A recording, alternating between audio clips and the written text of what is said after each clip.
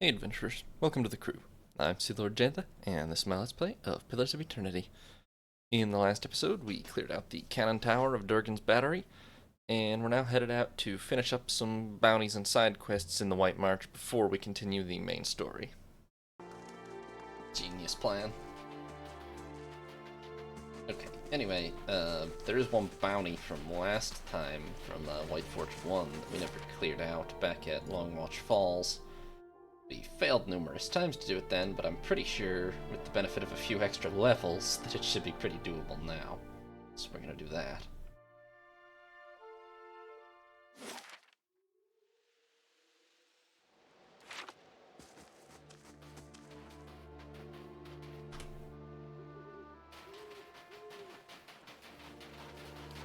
Guess I should grab this level up first, huh? I think this is max level actually now. 16. Let's see, I can't get any more lore. I think that gives me damage reduction too finally, so that's the best I can do there. New level 8 spell, let's see. Don't really use summon weapons. That's a lot of damage protection, to be fair.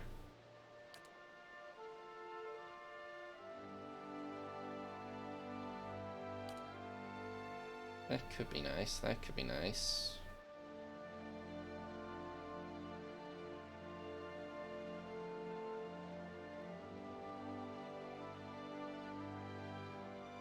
It's kind of rare for enemies to actually pass through walls nicely.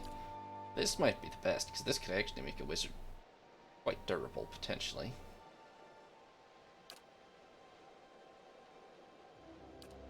Let's see here. This is probably the thing to grab there, because that'll make that a little more viable. Alright, here's the Gleaming Society.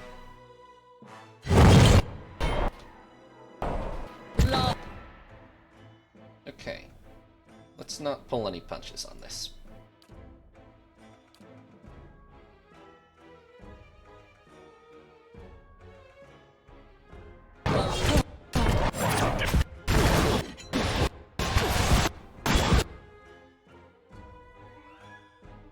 This does hit allies too. It's quite painful. It says to enemies, but it definitely hits allies. I'm pretty much certain of it.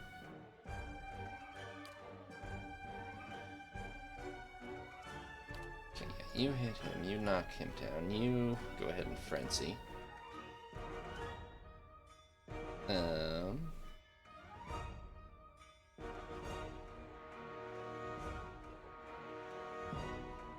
Let's see, we need to take care of the priestess.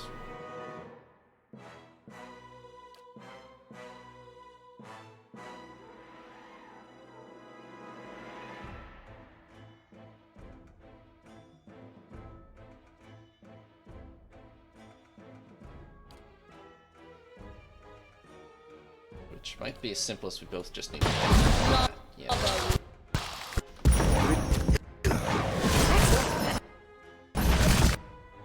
That did not kill her at all. Wow.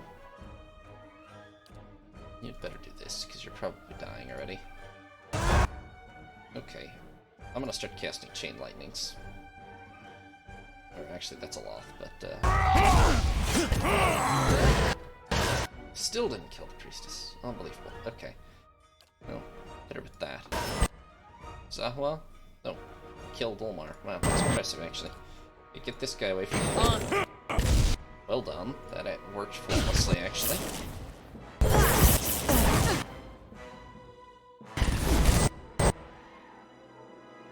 More chain lightning, please, along. God damn it, the priestess is fully regenerated. Well, you know what? Most of our party is fine, except the Devil of Caroc. I think they're all just knocked down or something. Damn it, but they've healed completely. This priestess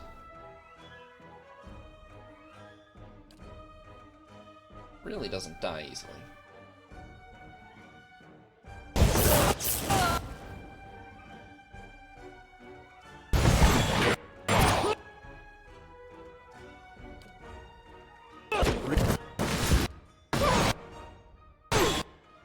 even that did not even come close to killing her.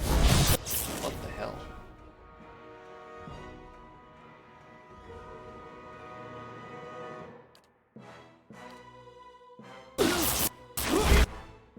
Okay, there went the priestess. The only problem is the only one still standing is Ader and Aloth, well, and Zahwa, but he's kind of hurt. Okay.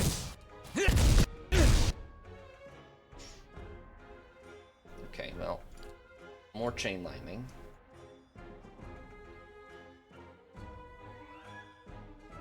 And I will maybe break out, I don't know, more chain lightning.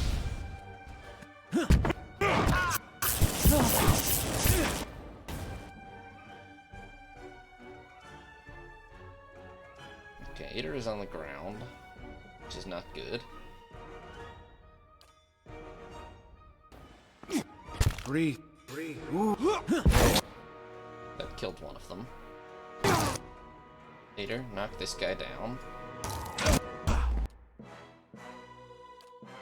This should actually hit if he's on the floor still. Aloth, maybe just, Yes? before he gets on disoriented. Nope, too late. You're dead. And he's standing. Okay, the killing bolt actually killed him anyway.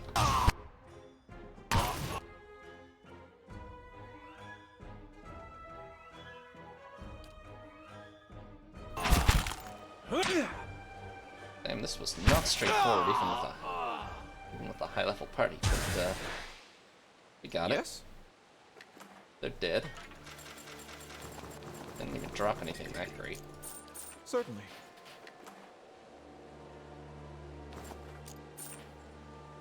Various bits of fine equipment. Some exceptional. Nothing unique though. Nope, wait, there's one. On Olmar. Sandals of the Forgotten Friar. +2 unarmed damage and Blessing of the Forgotten. Oh, well that's got to be fantastic for, Zahwa, I would assume. Followers of the Winding Path believe in walking to see all that the world holds. Many of them take a strict vow of silence and travel with only the most basic supplies. They make camp each night without knowing where the next day will take them. When they arise, they choose their route based on their dreams. Because of their itinerant nature, it's common to find their personal effects and the remains left in the wilderness or by the side of the road. Okay, there's no way that that isn't brilliant for Zahwa. He's just literally the person that's designed for. Where are they?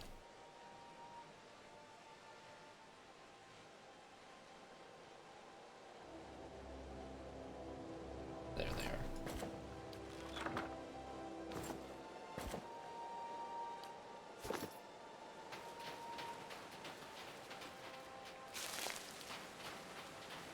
At last I can get this tin hat. Real price. Okay, so they're all dead. I'll go talk to this dragon again. I think we're still just gonna die. I think it's gonna take, like, a really well-prepared, ideal max-level party to handle this dragon, but we will see.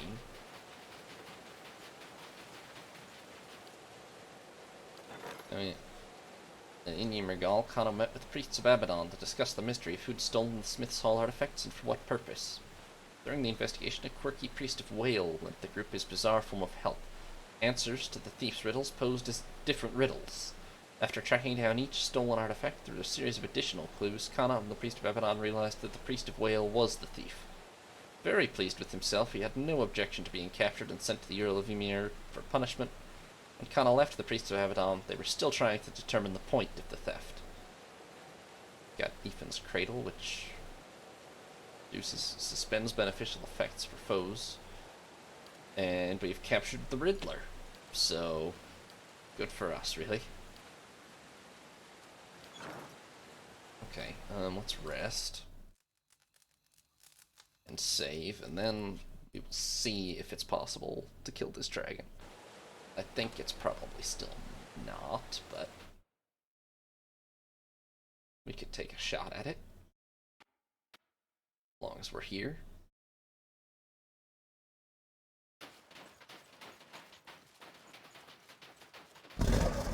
Hi, dragon. You know, you're much bigger than the previous two dragons I fought, I'm pretty sure. Leave.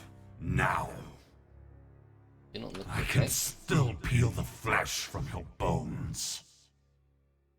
You would have to kill me, you'd have tried already. Careful. I killed the last wanderer I found in these... Was that the rodent's name? I only know that he tasted meal while he lived. I can never be... Since I was a worm.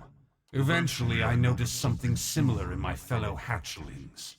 I don't waste my time. I killed as many I slaughtered, and at last, only a handful. Then you understand. I eventually hunted down some of my missing siblings. We had this conversation Others before, returned so to me in other skins and other lives, as that boy did.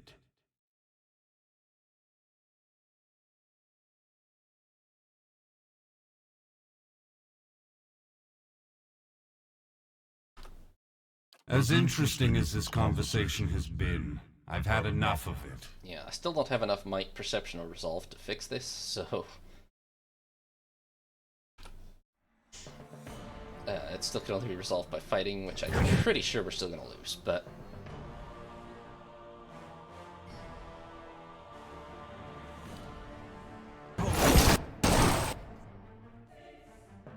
The Wingstorm didn't insta-kill us this time, so honestly, that's progress already.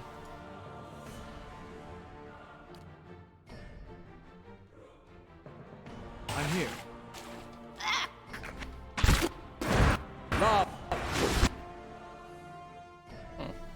That does almost nothing to that. No, because it's immune to frost damage. That makes a lot of sense, yeah. Now, I have this, which will work, but will also damage our party very badly, I think. Anaha already needs to regen. Yeah, the ice blights are a whole additional problem.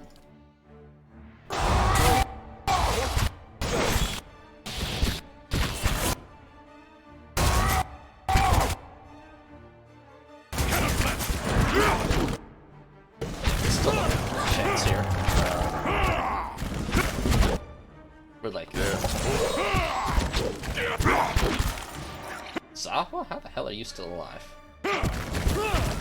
There. What's it you? Yeah.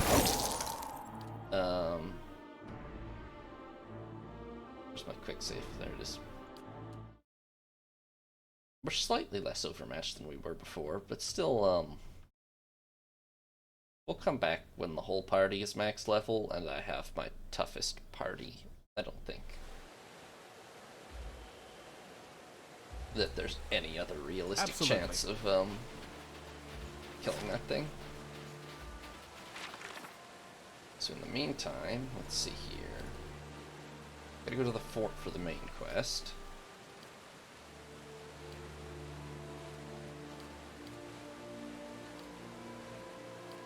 That'd be the Fallen Moon. This is still not on the map even. Well, oh yeah, I can bring the head back. I'll tell you what, let's go and bring the head back. And do the one quest that's in Stalwart. Then we will head to one of the two new locations that we have. What? Huh. Hello. Did I miss you before, or are you a new spawn? Oops. Oops.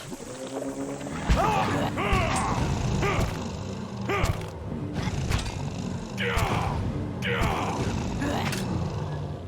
it's actually actively unhelpful because it's troll and it has constant regen.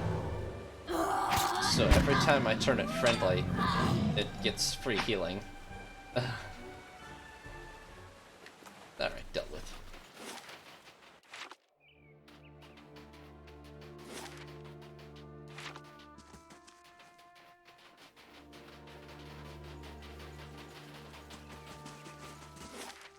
Alright, probably same as with the Adra Dragon, we're gonna have to bring like a ton of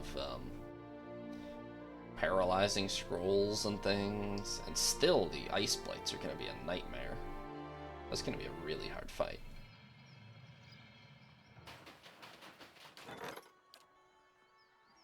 Noel sends his regards and promises. I don't know what happened to that guy's name, but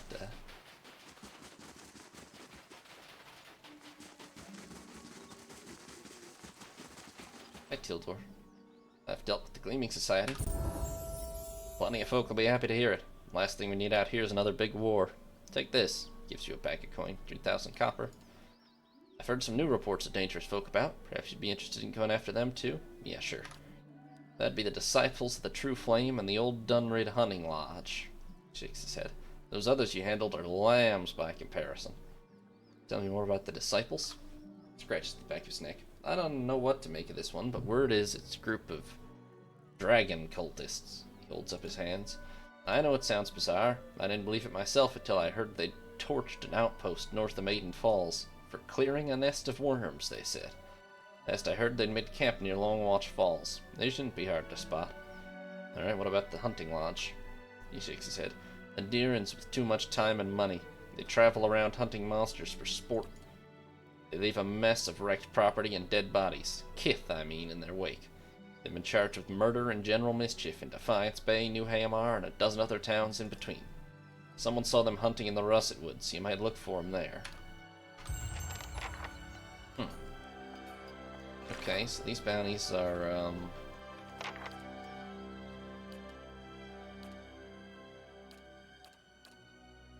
actually in areas we've been to already, so Russet Wood and Longwatch Falls. Oh, another new quest. From the Eastern Reach to Adir to Old Valia, people of all ages are manifesting a strange and distinctive mark somewhere on the inside of their left thigh. There appears to be no common link between the individuals, nor has any of them reported any ill effects from the mark. But few think that it's a herald of good things to come. Some well-traveled Valiants have claimed that a not-so-secret society has taken an interest in the marked people and may have something nefarious in mind for them. Okay, let's put the cipher on that job, eh? Should we go after the bounty straight away? Sure, why not? Raider? I don't know. I can't get... Put it into survival, I guess.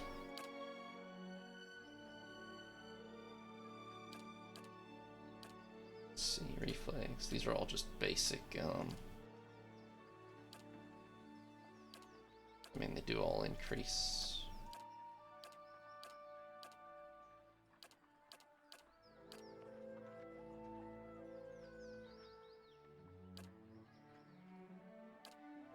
Yeah, honestly, that's not that bad.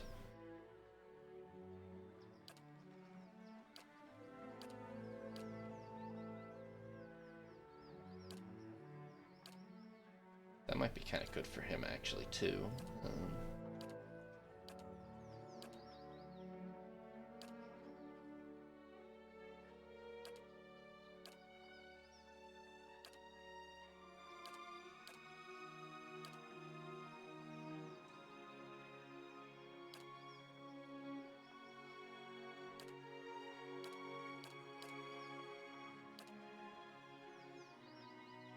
So basically I could give him bonus knockdown, or I could give him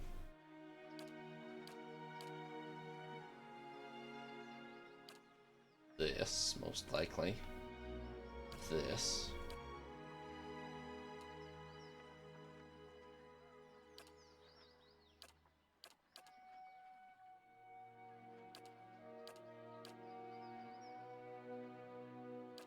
Let's give him this.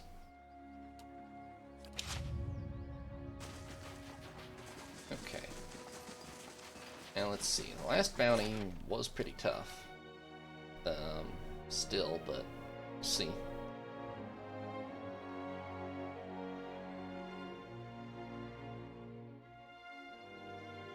I mean, for sure, the bounties are routinely some of the toughest fights in the game. Where do we think these guys are at? Let's try the lake first, I guess.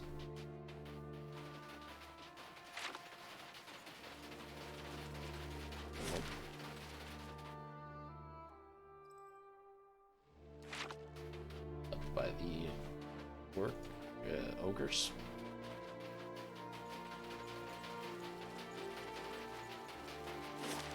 Nope. Down here.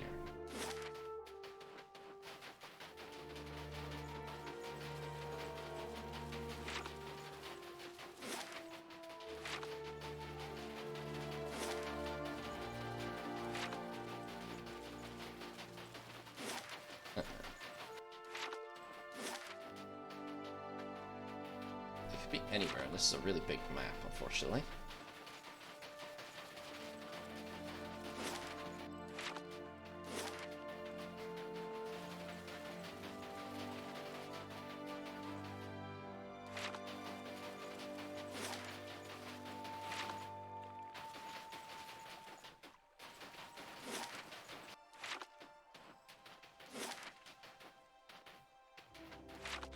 Which one is this?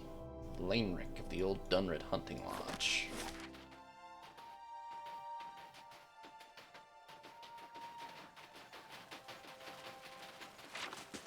Oh, no, you're just woodcutters. What's up, lads? Oh, hello. It's him, Harmki. I remember that weak chin and those knobbly knees. She stops, staring motionless at the figures among the trees. The weak chin and knobbly knees. Can't be too many people matching that description. How goes? The elven man emerges into the clearing and freezes, staring at the Devil of Caroc. For an elf, he's tall and rangy, with a weather-beaten face.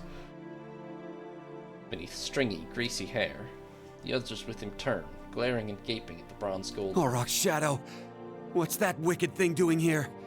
Harmki swallows, a lump bobbing in his neck. We're saving your sorry village, Harmki. Are you mad? With that murderer? Says the chinless cur who burnt down a village. Look, we don't want no trouble. Just trying to do our work.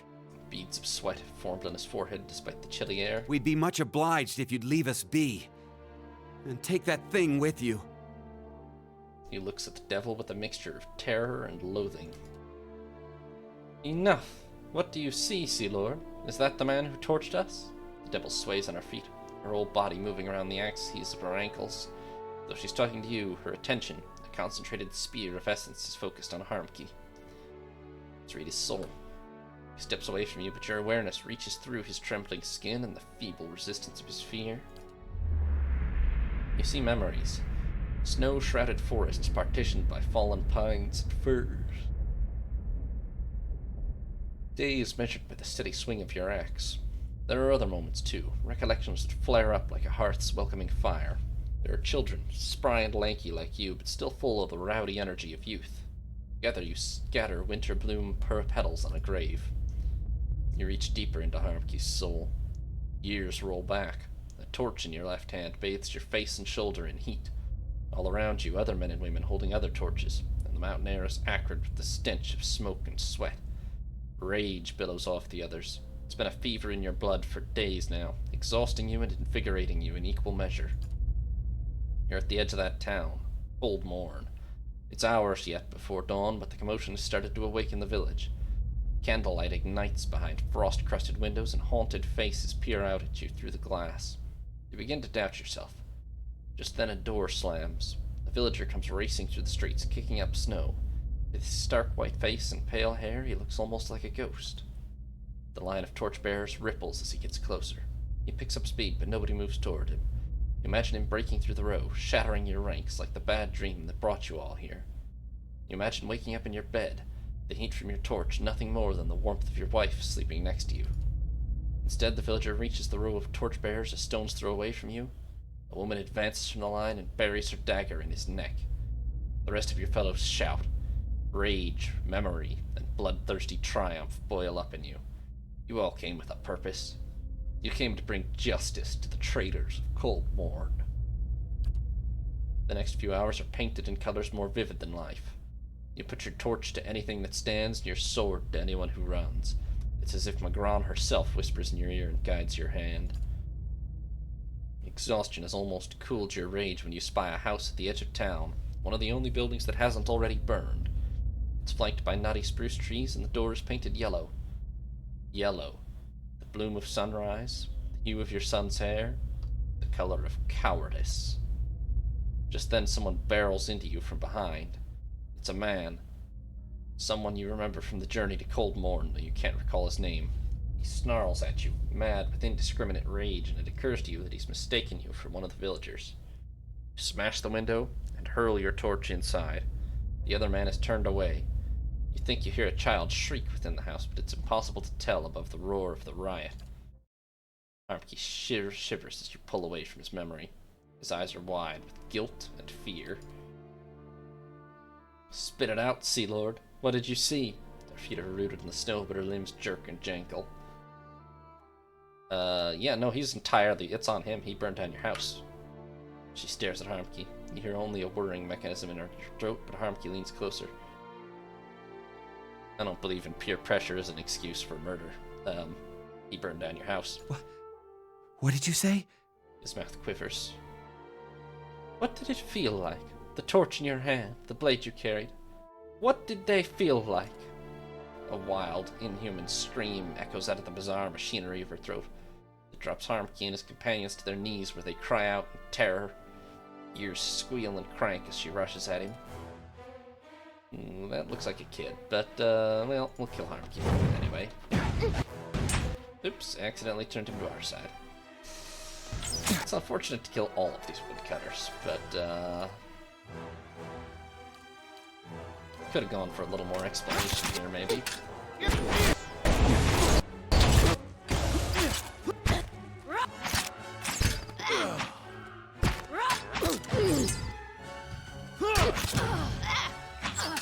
Touch massacre-y, this.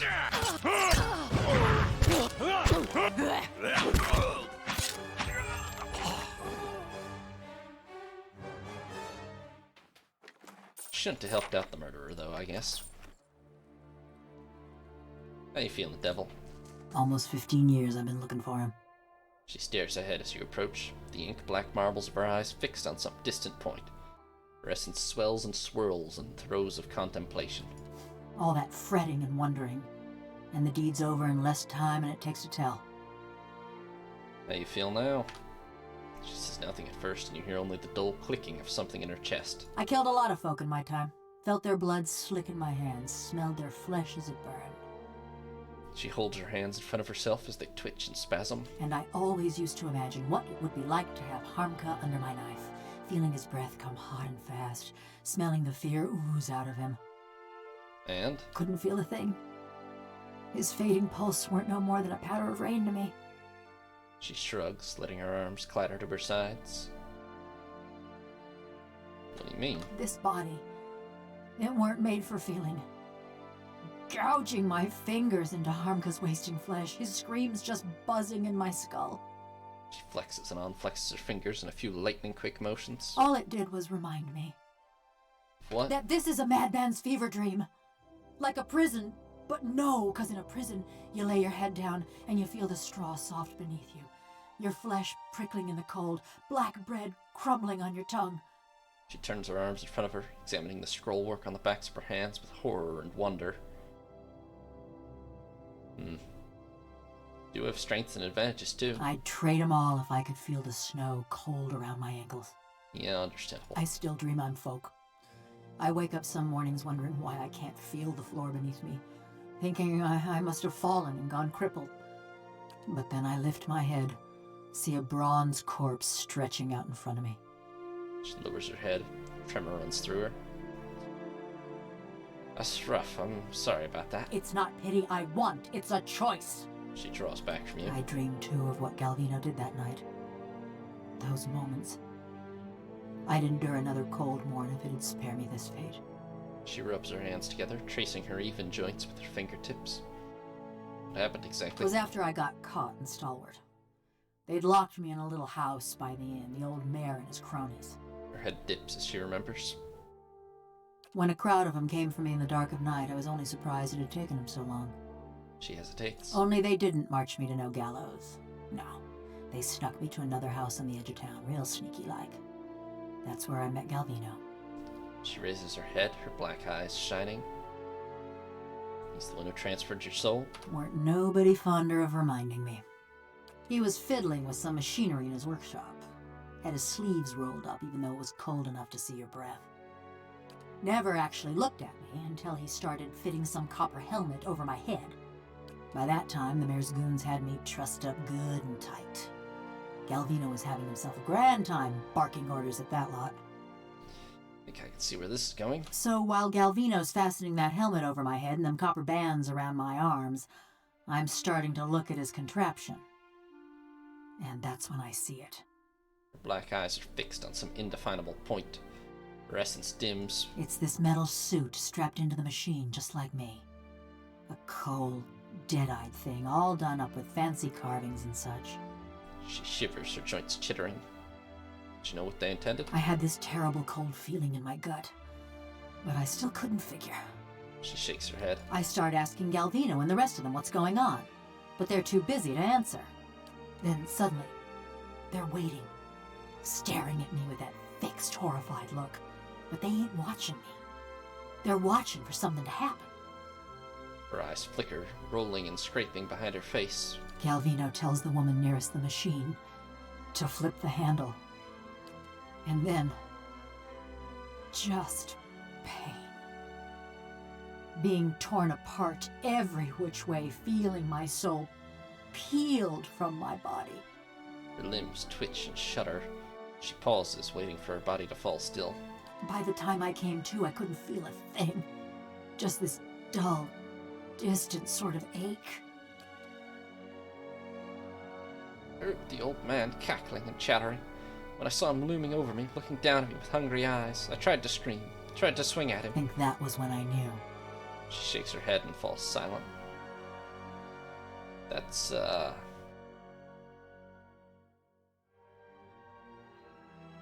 could anybody put somebody through that? I reckon I'm the wrong person for that sort of question. But if it cools your conscience, Galvino didn't get off easy. The rest of Stalwart didn't take kindly to having a killer in their midst, nor to seeing their mayor and the Ornery Valians strike a secret deal. They drove Galvino out, destroyed a fortune in machinery, and wrote a letter to the Academy in Salona, ruining what was left of his name. Still, he's lucky he didn't get a pelting. Yeah, he probably had that coming, really. The old mayor fled too, and Stalwart's been as snug and cheery as ever. To be fair, they were obviously just gonna hang her otherwise, but this is worse.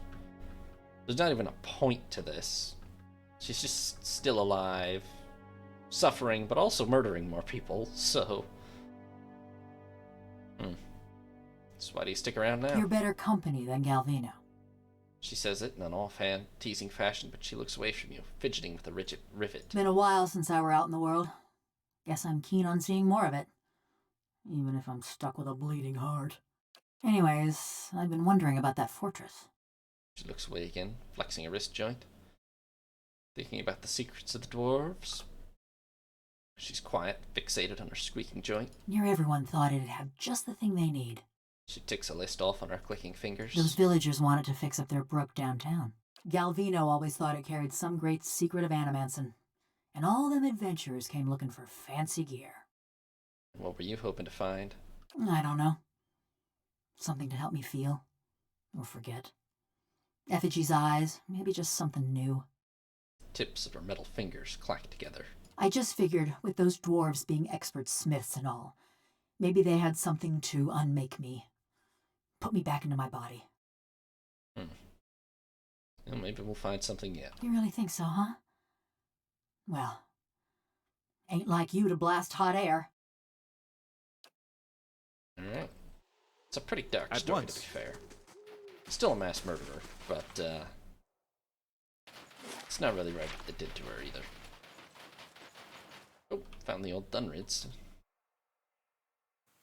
Thanks for watching, adventurers. New parts will be up every other day, or you can watch live on Twitch. If you did enjoy the video, consider leaving a like or subscribing.